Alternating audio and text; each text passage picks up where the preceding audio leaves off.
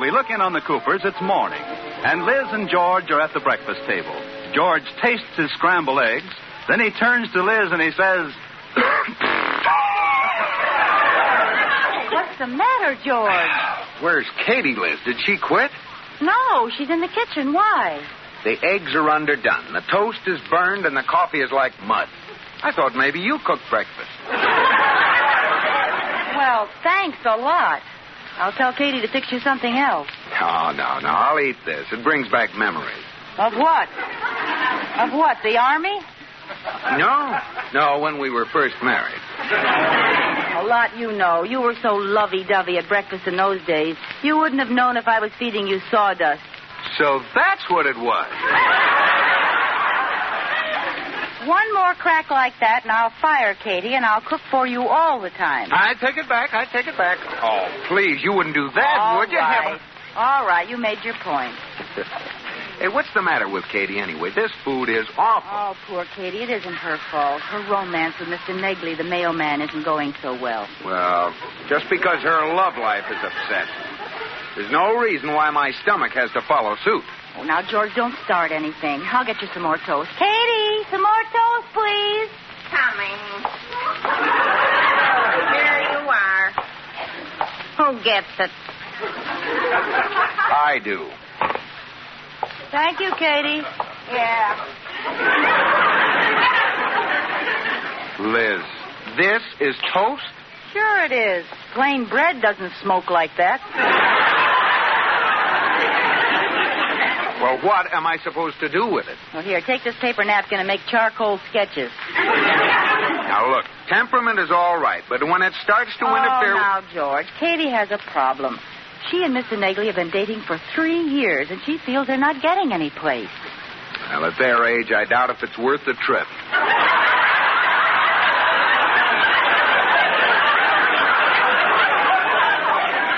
George, gee, I wish I could help her. Mr. Negley is so shy, he'll never propose. You stay out of it. And why doesn't Katy leave the poor guy alone? Doesn't a woman ever reach the point where she can sit back and forget about men? Yes, but you don't sit back, you lie back, and they put a lily in your hand. Look, did it ever occur to you that Mr. Negley may not want to get married? But, George, he's a man. What's he got to say about it? True. My goodness, if it were up to the men, oh, what a frightening thought. Why, we might not even have been married, and where would you be today? George, get that dreamy look off your face. Sorry. George, where were you just then? Oh, I was enjoying life in my swanky bachelor's apartment. Were you alone? Nope. Who was with you? Mr. Negley. Oh. I was just teasing, honey. I'd advise everyone to get married if they can be half as happy as we've been. You really mean that, don't you, George? Yes, sir. And if I had it to do all over again, I'd still say yes when you proposed. I proposed? Ha! You kneeled down so many times in our living room, my father thought you were teaching me to shoot crap. Well, I hope I see Mr. Negley in time. I'd better warn him that Katie's planning to get a wedlock headlock on him. Now, you just leave us alone.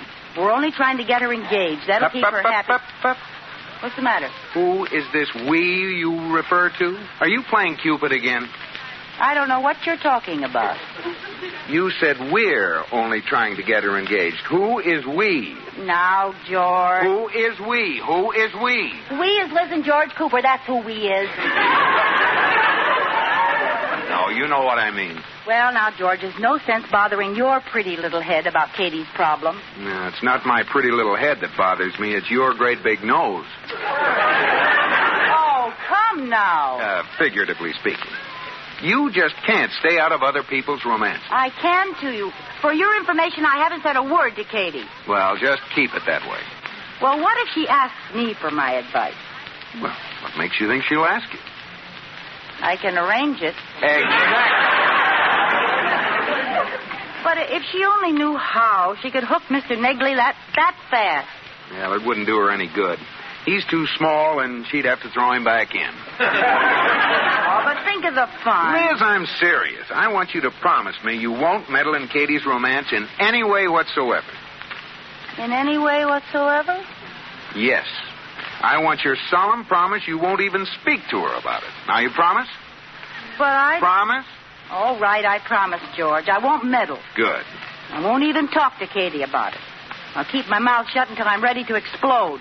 And even past that. Okay. But when you come home tonight, don't be surprised if you find me splattered all over the walls.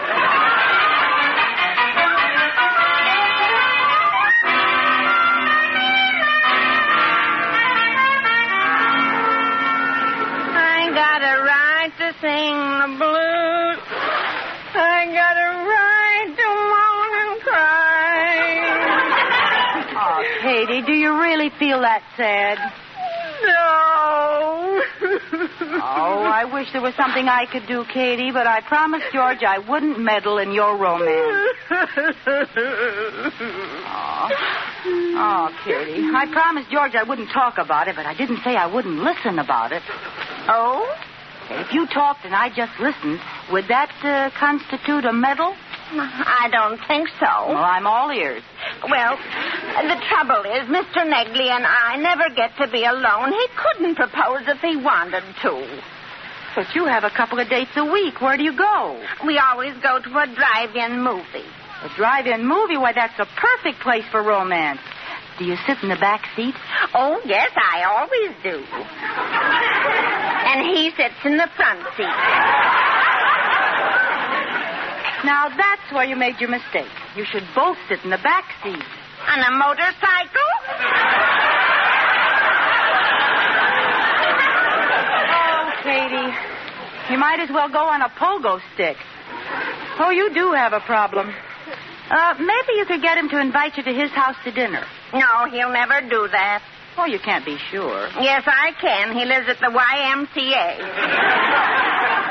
Well, maybe he'll invite you over for a game of handball and a steam some night. Oh, I'm just stunk, Mrs. Cooper. Now, wait a minute. What about the park? Oh, we've been there. The cop in the park is Mr. Negley's pal. We sat there all evening. Well, what happened? Three-handed canasta.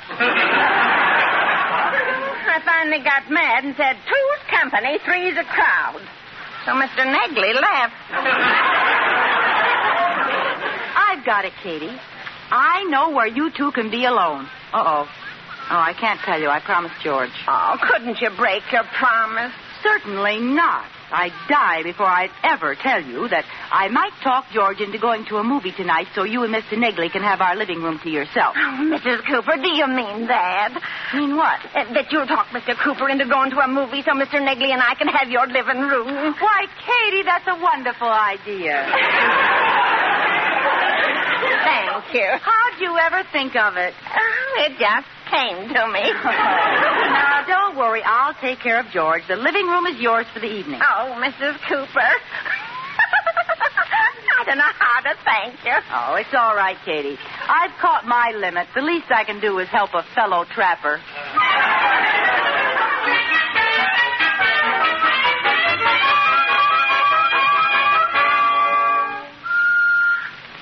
Mrs. Cooper, Mr. Negley's coming up the walk. Oh, calm down, Katy. What are you so excited about? Everything's all set for you. Oh, I'm too nervous to ask him.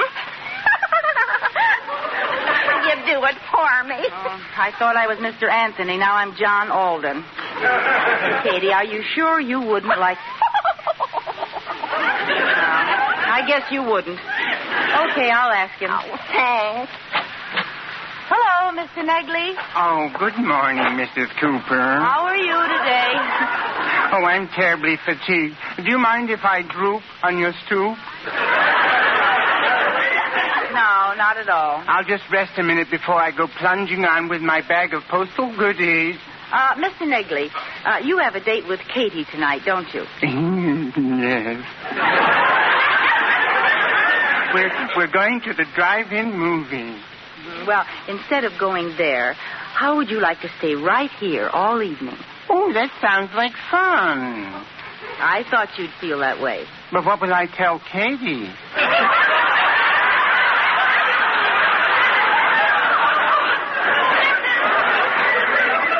Now, wait a minute. I mean with Katy. Oh, I thought you meant with you and Mr. Cooper. No, Mr. Cooper and I are going to be away all evening, and you and Katy can have the living room all to yourself. No. Alone? All alone. How does that sound? Oh, frightening. Just me and Turtle Dove? Yes. Yes, Turtle Dove would have asked you herself, but she got shy. She's in the house with her head under her wing. What do you say? Well, I don't know. There's a pretty good picture playing at the drive-in.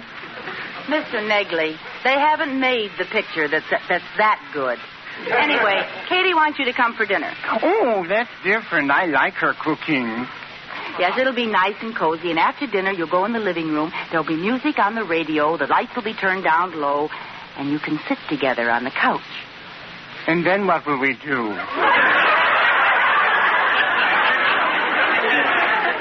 What any other man would do. Bring your motorcycle in and give it a grease job.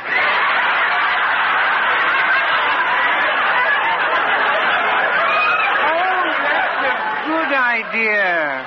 My motorcycle hasn't been greased in weeks. Mr. Negley, I think something is escaping you. Let me put it this way. When you're out riding on your motorcycle and you go around a curve, does Katy put her arms around your waist? Well, she didn't used to, and something awful happened. What? She fell off. So I told her the next time we went around the curve, she should hold on to me. Did she? Yes. What happened? We both fell off.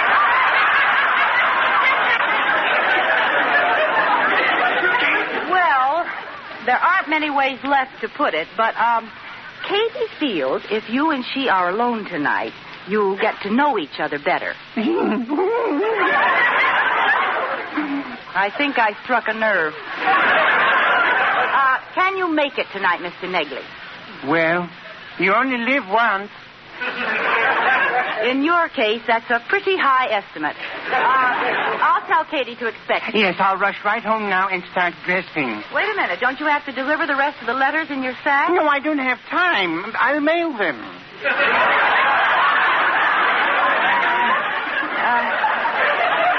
That doesn't sound just right. Doesn't sound... Oh, I forgot. I'm the mailman. Wait, I'll deliver them in a hurry. Goodbye, Mrs. Cooper. Bye. Some enchanted evening. You will see a stranger. You will see...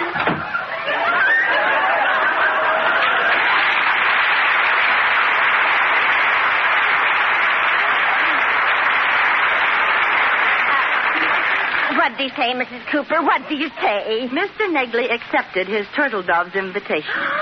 Did he call me that in front of you? Yes, and I'm curious. What do you call him? My little pigeon. Well, you two don't need a living room. Why don't you just sit side by side on a telephone wire? Oh, I don't know how to thank you, Mrs. Cooper. Well, it's up to you now, Katy. You've got the man and the place and the time. I'll guarantee to keep George out of the house until 11:30. No matter what happens, I won't come home before then. Gosh, do you think I can get him to pop the question? Oh, sure. Stuff him with food, pour on a little oil, and before you know it, your little pigeon will be a dead duck. Katy and Mr. Negley are using the Cooper living room, and Liz is faced with the problem of keeping George out until 11:30 without telling him why. At this moment, we find them in a movie. Ah, ma petite chérie, before we part forever, kiss me. Well, this is where we came in, Liz. Let's go. Oh, but it's only 9:30. We can't go yet. What? I mean, my shoe. That's it. I lost my shoe. What's it? I can't find my shoe. Well, look for it. I can't bend over. I got my new girdle on. You get it for me. Ah, kiss me again. Have you got it, George? No. Well, what are you doing down there? I'm stuck on some gum. Be quiet. Hey, cut it out. Oh, here it is. I've got it. You have? Yes, here's your shoe. Now, is there any reason why we can't go? Yes, this isn't my shoe. What? Put it back. Ah, kiss me again. Oh, here it is. Why don't you get out of here? All right, we're going. Pardon me. Pardon me. Watch where you're Pardon going. me. Oh, Pardon me. my leg's asleep.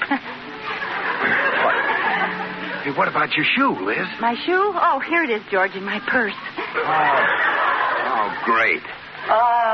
Kiss me again.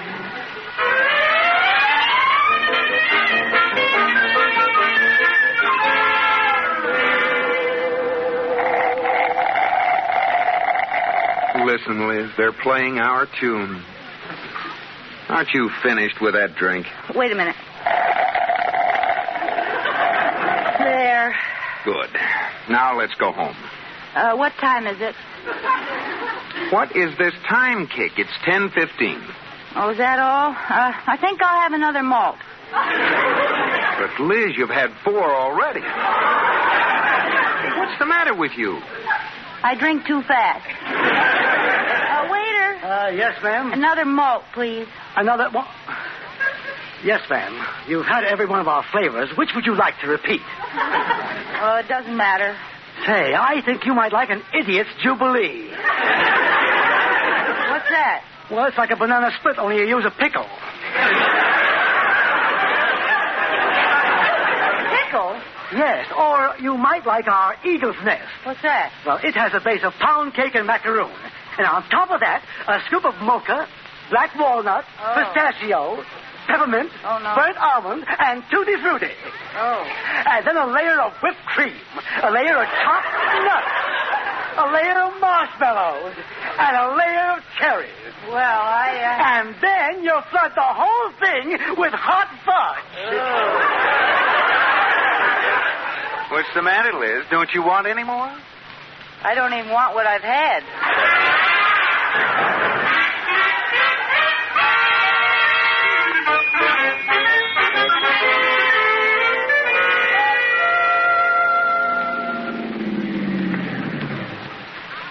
Well, home at last. How do you feel, Liz? Oh, I'm all right. I'm glad you rescued me from that eagle's nest. What time is it? 11:15. Exactly 1 minute later than the last time you asked me. Now, come on. But we can't go in till 11:30. Oh. And why can't we go in till then? Now, if I tell you, will you promise not to be mad? I'm not so sure. Cross your heart and hope to die. All right. Cross my heart and hope to die. Scout's honor. Scout's honor. May lightning strike you. All right. What is it? Well, Katie's entertaining Mr. Negley in the living room, and I promised we'd stay out till 11:30. Liz, this is the last straw of all... You promised? You promised you wouldn't get mad. Scout's honor. Now, forget that stuff. Well, I've trusted my last Boy Scout. You turn in your merit badges, Cooper. Now, come on, Liz. We're going in the house right now. But, George, this last half hour may be the most important one. Good. Maybe we can still save Mr. Negley. George, I know I shouldn't have done it, and I'm sorry, but let's wait, huh, please? Well, what do you want me to do? Sit here in the car with you for half an hour? Well, that's a compliment. Before we were married, you used to hang onto my arm and whimper, "Please, baby doll, stay out 5 more minutes. It's early yet."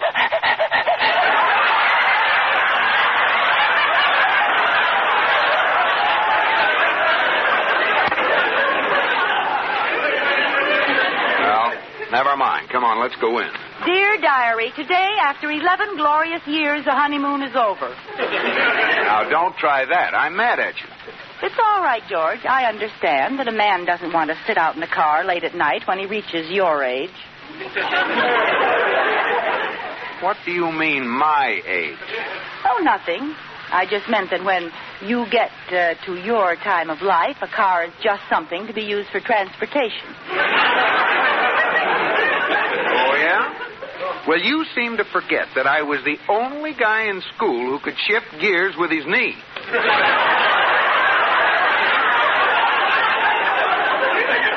Yeah, but that was a long time ago. Well, just for that, Liz Cooper, I'm going to kiss you like you've never been kissed before. Dear diary, stand by for a rewrite. That's funny. What? I can't turn around. The steering wheel's in the way. In the old days, the cars were built different. In the old days, the stomach was built different. Oh, yeah? Come here, woman. Yes, man.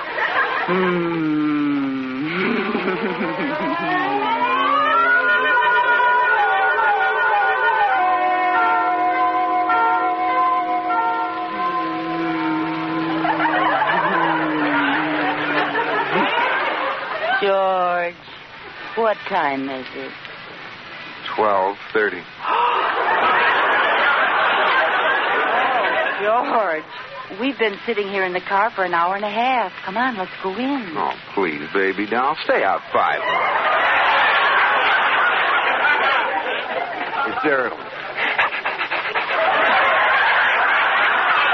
George, now come on. Well, Mr. Negley ought to be gone by now. Well, how can we make sure? It's dark in there. I know, George. Boost me up to the hall window. I'll see if his cap and mailbag are still there. All right. Put your foot in my hand. Okay. Oh, there. Do you see anything? No, not a thing. Doesn't look like a soul is home. Let me down. Now, do you think it's safe to go in? I think so. I don't. Policeman. And what do you two think you're doing? Well, I know it looks funny, officer, but we live here. Sure you do. We do. We're Mr. and Mrs. George Cooper, and we live in this house. Don't you believe us? Oh, absolutely. You're peeking in the window to see if you're home. And that's why you sat out in front for an hour and a half casing the joint. Oh, now, wait a minute. We were out there... well... What my husband is trying to say is we were sitting out in front smooching. I thought you said you were married. We are, and we were smooching. Oh, sure you were. And I was sitting in the patrol car across the street playing footsie with Sergeant McDougal. You come with me. But we're telling you the truth. It doesn't matter. If you were breaking into the house, you're a couple of crooks. If you're married and you were sitting outside necking, you're dangerous mental cases. Come along.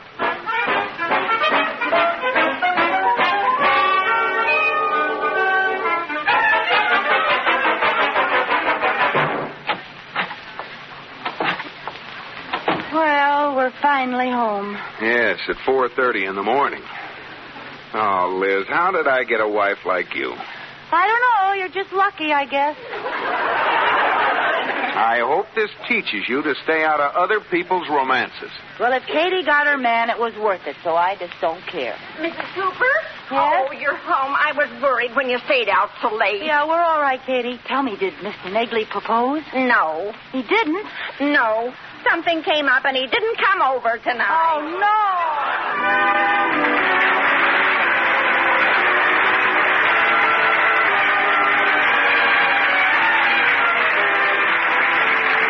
My Favorite Husband has been presented through the worldwide facilities of the United States Armed Forces Radio and Television Service.